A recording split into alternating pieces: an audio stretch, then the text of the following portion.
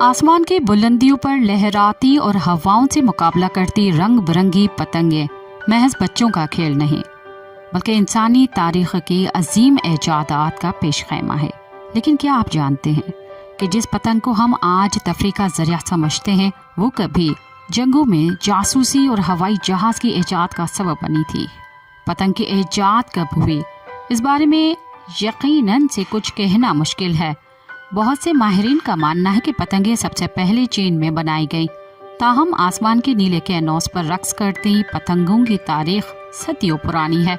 माहिरीन के मुताबिक इसका आगाज 2500 साल कबल चीन से हुआ, जहां फलसफी मोत्से ने लकड़ी का एक ऐसा परिंदा बनाया जो डोरी के सहारे फिजा में बुलंद हो सकता था।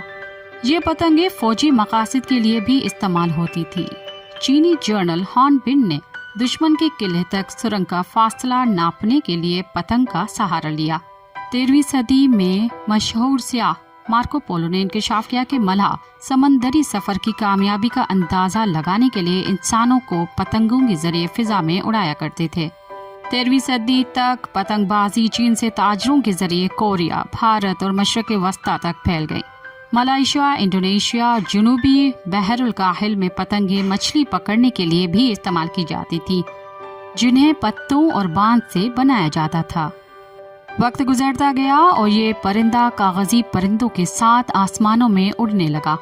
हिंदुस्तान में मुगल बादशाह हुमायूं और जहांगीर पतंगबाजी के शौकीन थे। पतंगबाजी के मुकाबले करवाए जाते, धागे की काट को फन समझा जाता।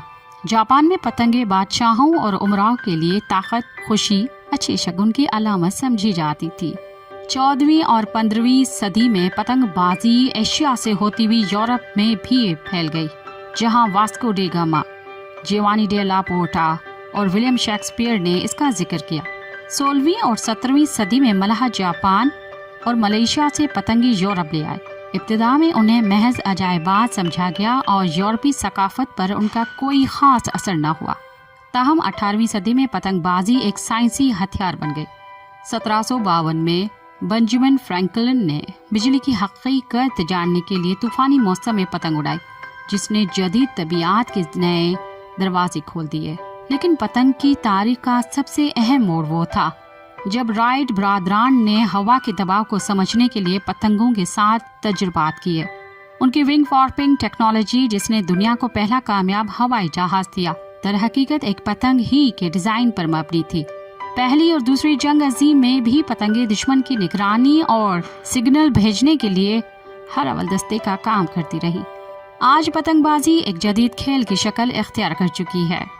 1970 की दिहाई में पीटर पाउल की ईजाद करदा स्टैंटर काइट से लेकर आज की काइट सर्विंग तक ये सफ़र अब एक सनसनीखेज एडवेंचर बन चुका है। न्यूजीलैंड के पीटर लाइन जैसे डिज़ाइनर ने व्हीकल पतंगों और काइट बगी के जरिए इस कदीम फन को एक नई जिंदगी दी।